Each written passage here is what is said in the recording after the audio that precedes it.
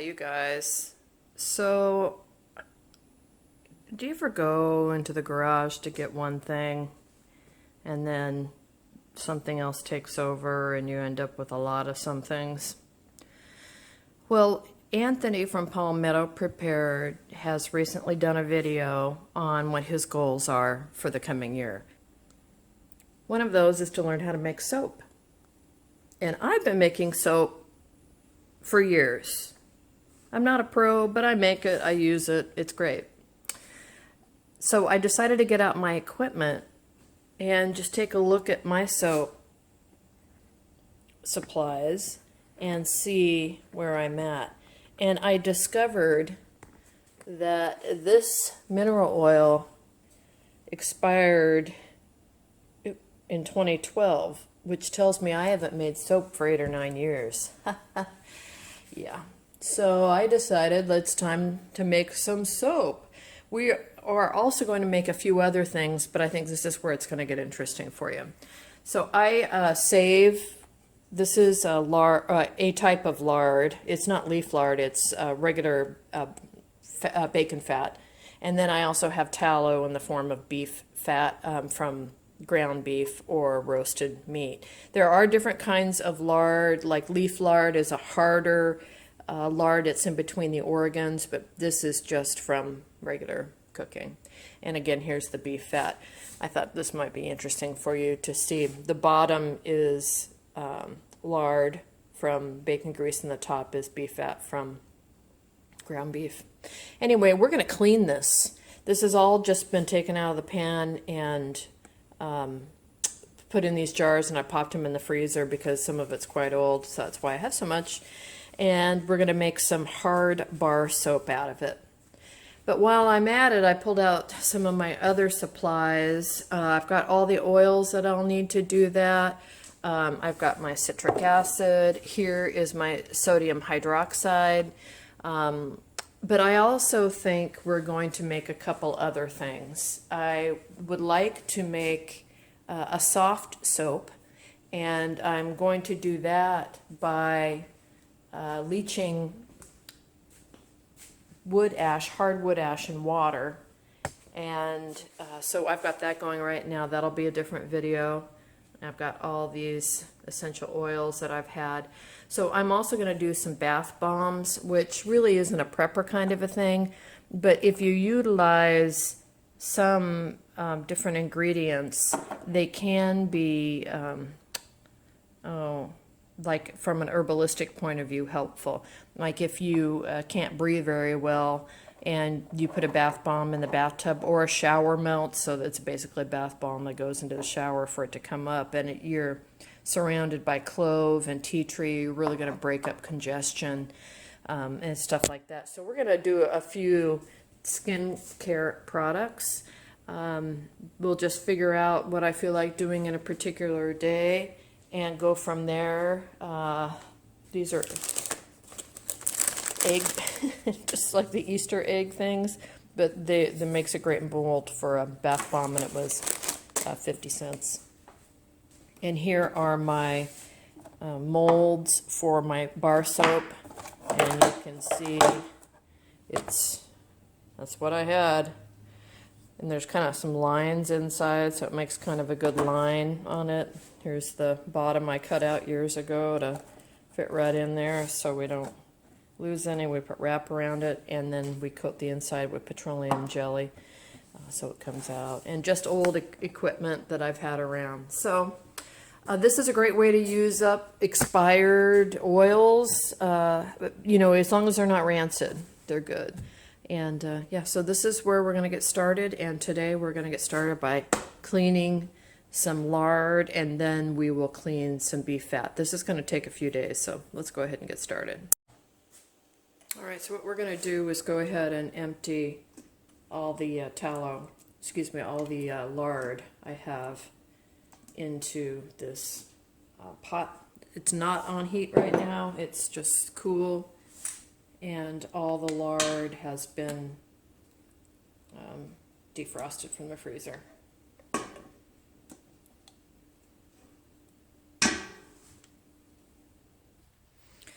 So as you can see, the more you get down into a jar, especially one with a small mouth, it gets kind of difficult to get everything out of here. So really what the best way to do is to put this, get that to stay on there, and we're going to put this jar along with its mate over here in hot water, and the insides will start to melt, and then we'll be able to pour it out. And then I'll put these in there with less water to get the remnants of that out of there. And then what I'm going to do before I get rid of, I'm not going to pour this water down the sink. I'm going to take it outside. We're on a septic system, and pouring fat down into drain pipes is just a bad idea all around. So that's why I'm in a bowl and not just in the sink. So we'll come back when that's melted enough. All right, here we go.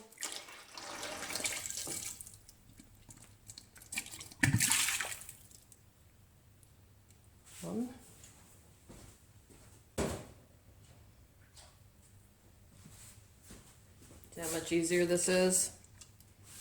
Oh, that one's not quite melted yet. Since I am going to add water in here anyway, what I'm going to do is fill this up with some really hot water. It's because it's been sitting in warm water. The jar won't break or anything. Obviously, it's a canning jar. So I put a little water on over there. So I'm going to put this back into that pretty hot water and add boiling water onto the inside to get this to melt quickly. All right, here we are back in action.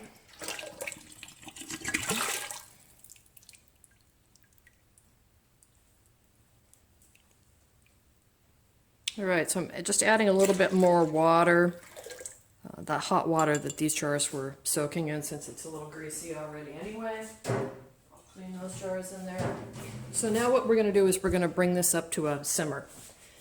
A couple things to be really careful about, you guys. Obviously, you're boiling grease on a hot plate. Even though it has water in it, it still could be volatile. So be very careful. Don't leave the room.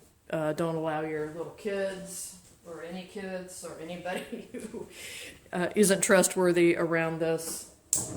I'm going to, like I said, bring it to a simmer until everything is fully melted in there. And then we're going to, because it's winter time, we're going to take it outside to let it cool down. And what will happen is the more pure fat will rise to the top. The gunk and the water will mostly go to the bottom. So we'll take that puck off tomorrow, scrape the bottom of it off because some of those solids will stay in there, get rid of that water, and then we'll do it again and again. This is going to end up being pure white. And it's a beautiful, beautiful color, but it will also stop smelling like bacon. If you wanted to make bacon soap, you could skip this step altogether, though, of course. But we are not making bacon soap. We are making a traditional, people say lye soap, and lye soap is kind of a misnomer. By definition, soap has to have lye in it. So other soaps that don't have lye in them are not considered soap. They're considered detergents, shampoos, body cleansers, things like that. So all soap has lye in it. All soap has gone through this saponification process, which is the lye, that base meeting with the fat. They get together, they get happy, have a little party, and it becomes soap. Anyway, so we're going to make that coming up here, and this is how we get started. So it's about ready to start boiling. It's been about 7 minutes. But I wanted you to hear what it sounds like.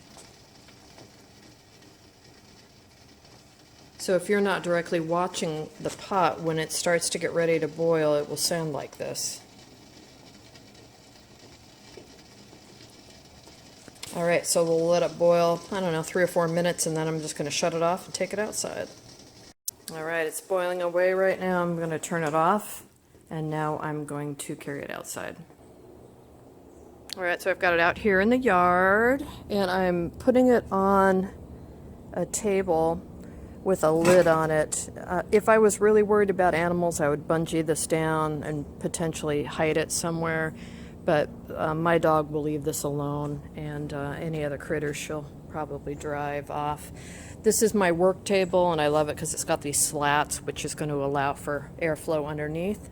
So we're going to leave this alone overnight. It's early morning. It might harden up tonight, so we'll see. It's only about 45 degrees outside, so we'll go ahead and just leave this to cool down, and we'll look at that puck, do some scraping, and reboil it again. Hi you guys, so now it's been 24 hours and we're going to take a peek at the lard in here and see what it looks like. It's been out in the rain all night. Alright, so you can see that this is now a lot whiter, still tan but a lot whiter, and it's mostly solid.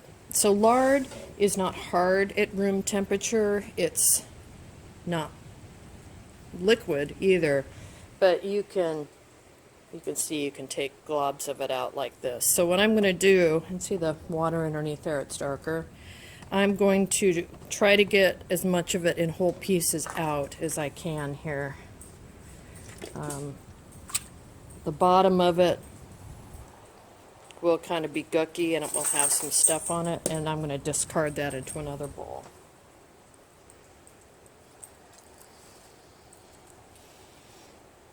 So you can see it's got pieces of whatever in there. I do have a butter knife, it should work just fine.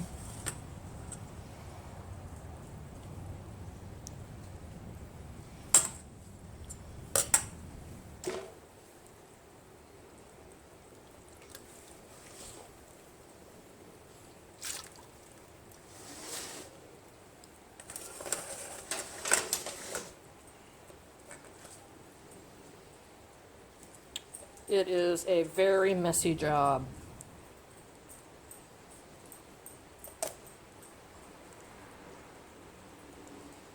But it's one of those things that if you're eating animals and you're treating them with the respect they deserve, you will go to lengths, long lengths, to utilize every part that you can. Right? So remember, we're going to boil this again, take it down again. So if I get some of this kind of browny stuff in there, it's not the end of the world. And I'm getting a lot of good material in this bowl too, but I have a lot of material, so I'm not going to worry too much about that. What I'm going to do with this leftover brownie kind of looking stuff over here in this bowl is make a bird feeder, suet feeder for the birds.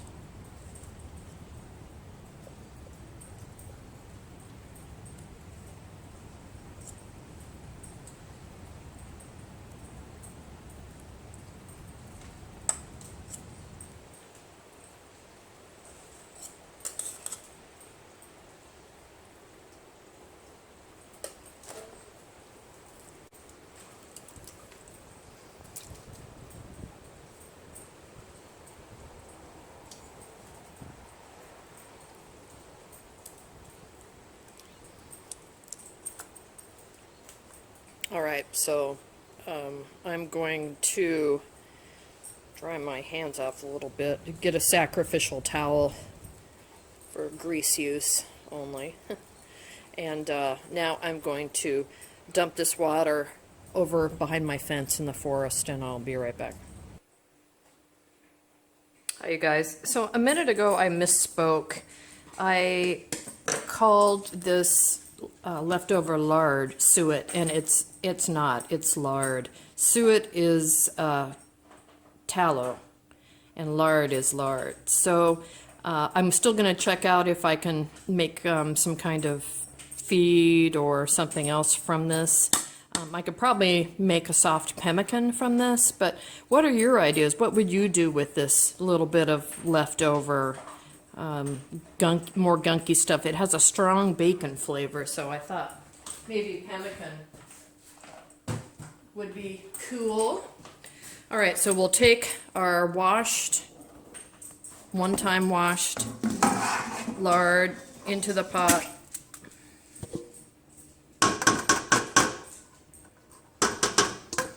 And when I brought this pot in, the first thing I did was I really scrubbed the outside because some lard had dripped down the outside, and I have a gas stove top, so the last thing I want to be doing is putting a hot flame to a pot that has a volatile oil in it. All right, so now I'm just going to top her up with some water.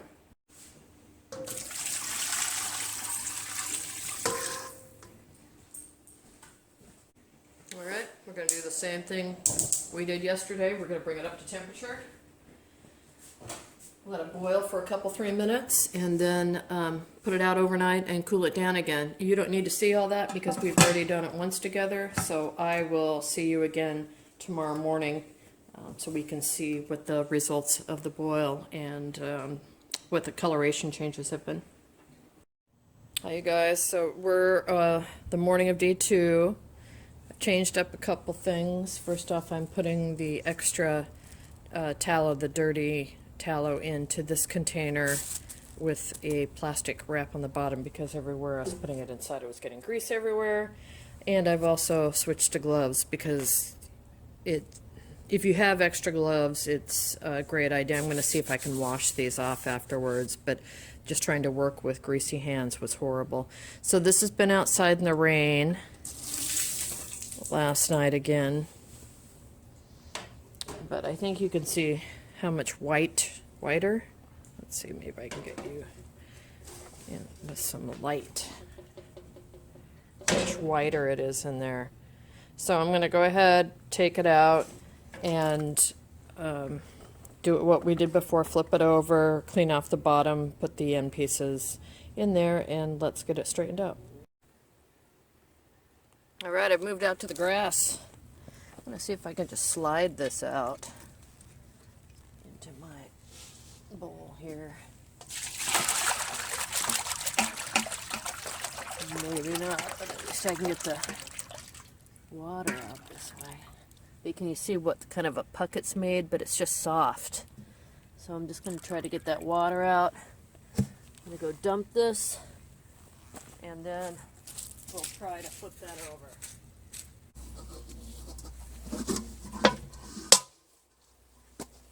Aha! That worked out pretty well. Alright, so we can see that a lot of this is nice and white, but I just need to get rid of all this kind of gray color here. Tan and gray, and yeah, that definitely still smells like bacon, but it's significantly less. So let's go back to the table and scrape this off.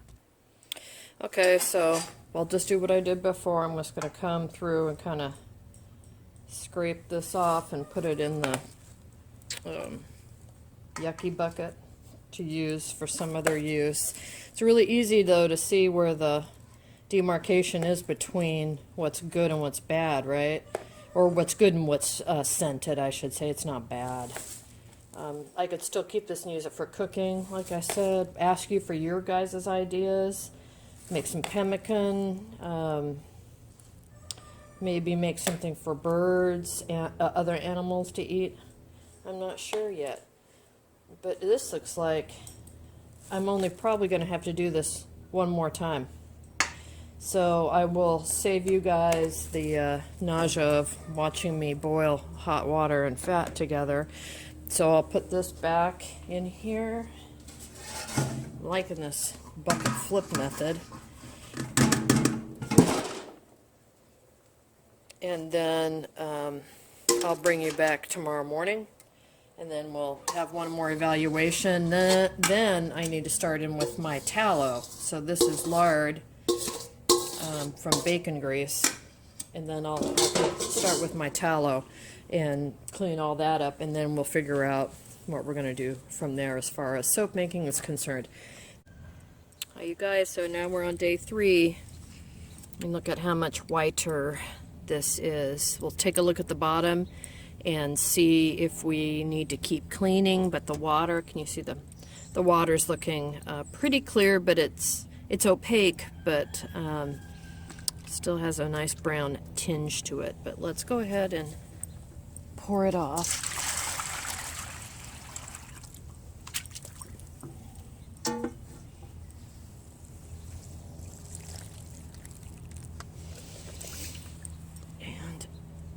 take a look at the bottom. Flip her over. Oh, see? Pretty good, huh? That looks pretty good to me. Pretty white. Still smells like grease, bacon grease though. So, unfortunately, I'm going to have to clean this one more time. So I will scrape a little off the bottom, and then we'll go ahead and do a fourth washing on this. And so I'll show you what that looks like tomorrow. But this is the bottom side of it. It's pretty clear. There's just a little bit of debris in there, but really not too much. Yeah. All right. I'm going to give that another wash.